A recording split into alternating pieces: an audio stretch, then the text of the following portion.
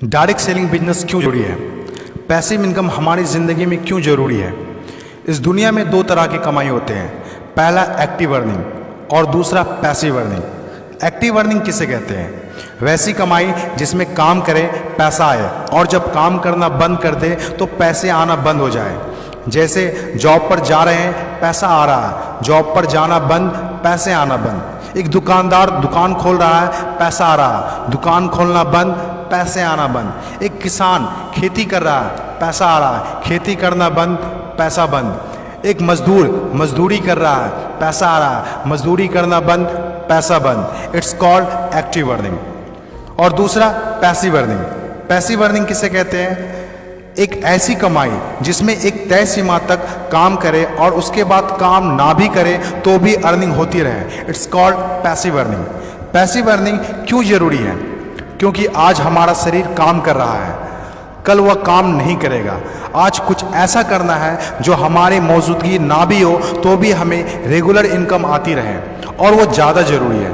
Passive earning जिससे एक middle class और पुअर फैमिली भी आसानी से अपनी अर्निंग बढ़ाकर एक अच्छी ज़िंदगी जी सकता है।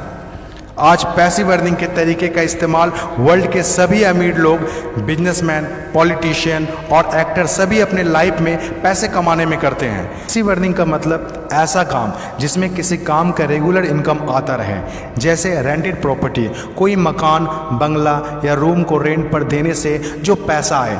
और भी है जैसे fix deposit, real estate, business, YouTube earning, ये सभी पैसिव अर्निंग में आते हैं। आज आपके पास कोई एक ही इनकम ऑफ सोर्स है, चाहे वो जॉब हो या बिजनेस हो या शॉप हो या फिर एग्रीकल्चर, कुछ भी हो, आप उससे अपनी लाइफ की ज़रूरतों को पूरा नहीं कर सकते हैं। अगर आपको एक बेहतर ज़िंदगी चाहिए तो आप सिर्फ एक ही इनकम ऑफ सोर्स पर डिपेंड नहीं रह सकते।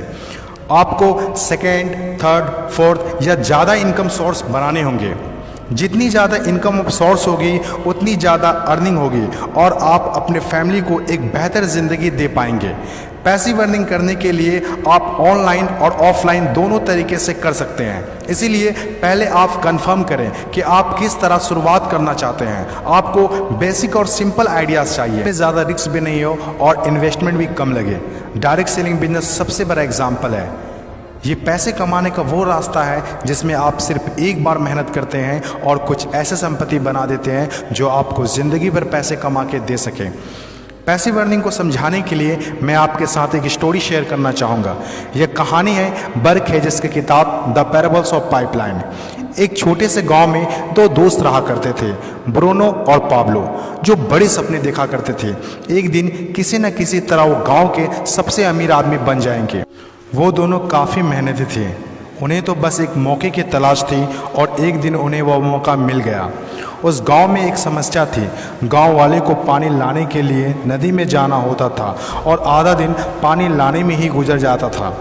वो दोनों ने गांव वालों से बात की कि वो नदी से पानी लाकर उन्हें देंगे और उसके बदले कुछ पैसे लेंगे। गांव वालों को ये बात अच्छी लगी।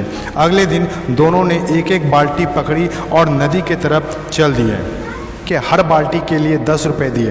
ब्रूनो बहुत खुश हुआ, लेकिन पाब्लो को इतनी ज़्यादा खुशी नहीं थी। पाब्लो को बाल्टी ढोने की वजह से उसके पीठ में दर्द हो रहा था और हाथों में छाले पड़ गए थे।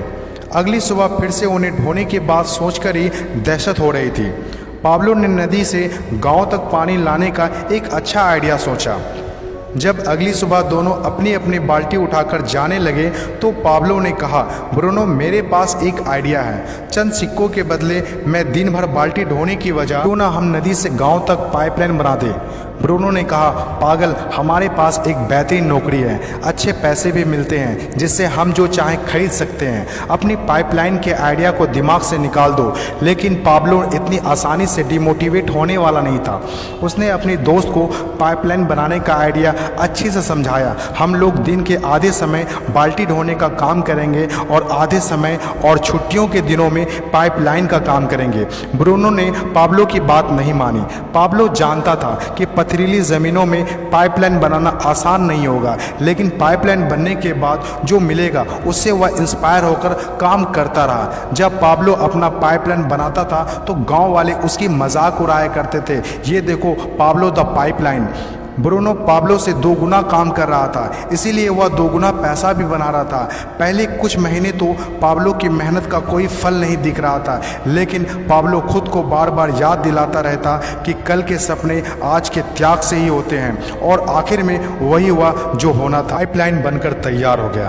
अब पाब्लो सोता था तो भी पैसा आता था, नहाता था तो भी पैसा आता था, खाता था तो भी पैसा आता था, वह कहीं बाहर घूमने जाता था तो भी पैसा आता था। जितना ब्रूनो ने 3 साल में कमाया था उतना पाब्लो ने 3 महीने में कमा लिया। गांव में जितना पानी बहकर जाता था, पाब्लो के जेब में उतना ही पैसा बहकर आता था। और मेरे हिसाब से direct selling business is the best opportunity. इस कहानी से हम 5 बातें सीखते हैं। पहला, विज़न का होना। विज़न सबके पास नहीं होता। विज़न जो आंखों से नहीं सोच से देखी जाती है। इस दुनिया में 5% लोग के पास ही विज़न होता है और वही इस दुनिया में कुछ बड़ा करते हैं। दूसरा, सबसे इम्पोर्टेंट, जब भी आप कुछ हट के करेंगे तो लोग आपका मजाक उड़ाएंगे, ठीक उस पाब्लो की तरह। तीसरा, लगातार काम करना। विज़न पर काम करना आसान नहीं होता है, इसमें ज़बरदस्त फोकस के साथ तब तक काम करना होगा जब तक आप उसे कंप्लीट ना कर ले। चौथा, खुद को इंस्पायर करना। अपने आप को इंस्पायर करने के लिए वो देखना होगा जो पाइपलाइन बनने के बाद आपको मिलेगा। अपने सपनों को विजुलाइज करना होगा ताकि अपने आप को मोटिवेट और इंस्पायर कर सके।